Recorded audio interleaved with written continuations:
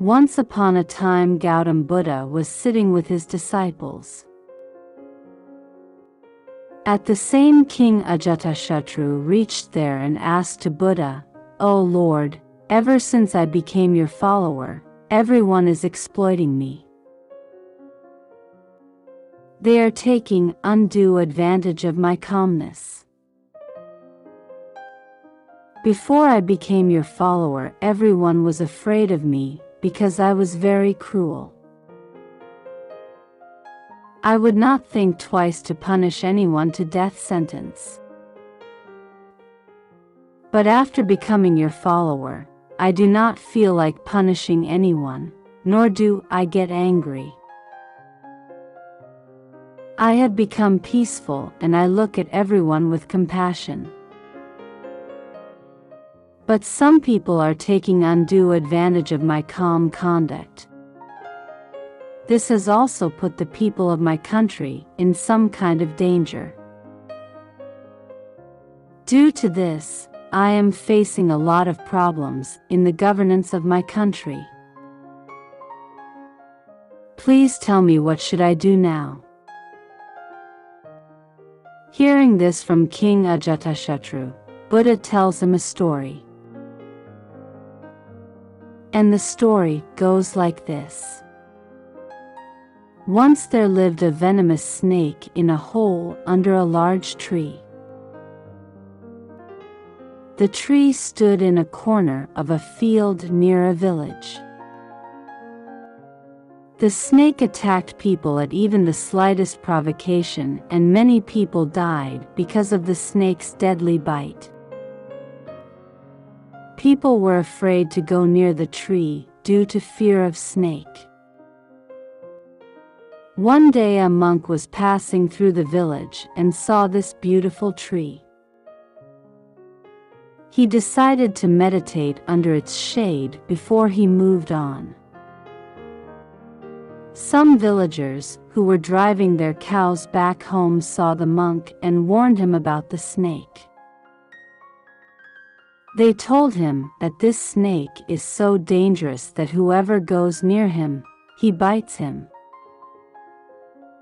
The monk smiled and continued to walk towards the tree. The villagers left from there. As the monk sat down to meditate, the snake came out from his hole with an angry hiss and ready to bite. The monk chanted a mantra looking straight into the snake's eyes, and miraculously snake starts conversation with him. The snake says to that monk, "Oh man, don't you fear me? Don't you know that this is my area, and no one dares to come here?"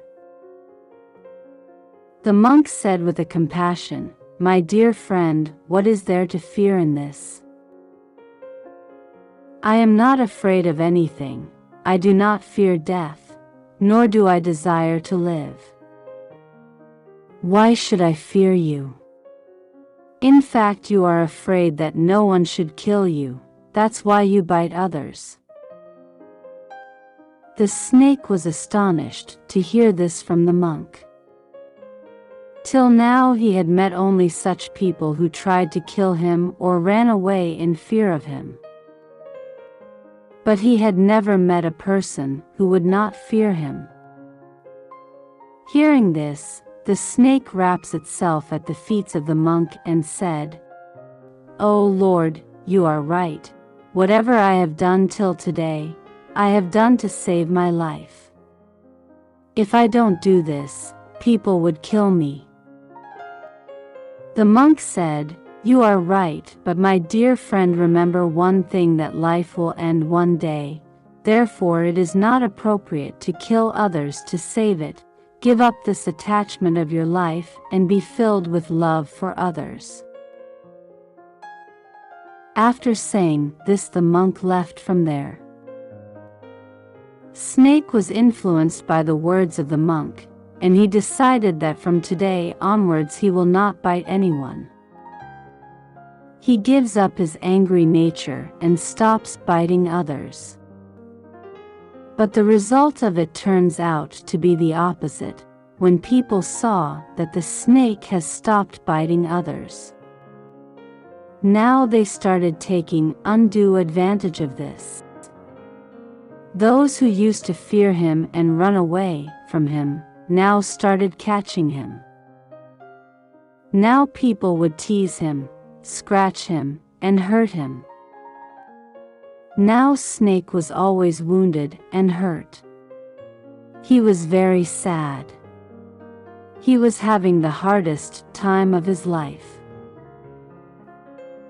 One day that monk once again came to that village and sat under the same tree. Just then he saw that snake. He was very surprised to see him in such a pathetic state. He asked him, "Oh, my friend, how did you get in such a pathetic condition? Who has injured you?" The snake replied, "Oh, blessed one, you told me to give up my angry nature and not to bite others, ever since I left my violent nature and adopted peace. Since then people have started misbehaving with me, now no one is afraid of me, people come, hurt me, and leave me in miserable condition. Life has become very difficult for me." Hearing this from the snake, the monk said, "My dear friend, it seems that you have misinterpreted my sermon. I told you not to bite others unnecessarily, but I did not stop you from hissing for your self-defense." After telling this story to King Ajatashatru, Buddha asked him, "King, what have you understood from this story? Are you taking my sermon in the wrong way like that snake did? I told you to give up your cruel nature, but not to give up the duty of the king. You have to fulfill your duty to be a king by being tough from outside, so that you can discipline everyone in your kingdom. You have to maintain the process of justice in your state by being tough that people can live peacefully in your kingdom and they don't feel any kind of insecurity. Therefore you have to rule like a monk from inside and like a king from outside." Moral: if we see in the world around us, we will find that this often happens to good people. People often try to take undue advantage of the decency of decent ones. And because of this, those who are good have to face many difficulties in their life. Such gentlemen people should learn from this story of Buddha. They need to understand that sometimes people starts to exploit your goodness. They try to take undue advantage of your decency. To keep such people within their limits, you have to behave according to the situation. If you have to get angry to keep things in discipline, then you should do it. You can do it without disturbing your inner peace of mind.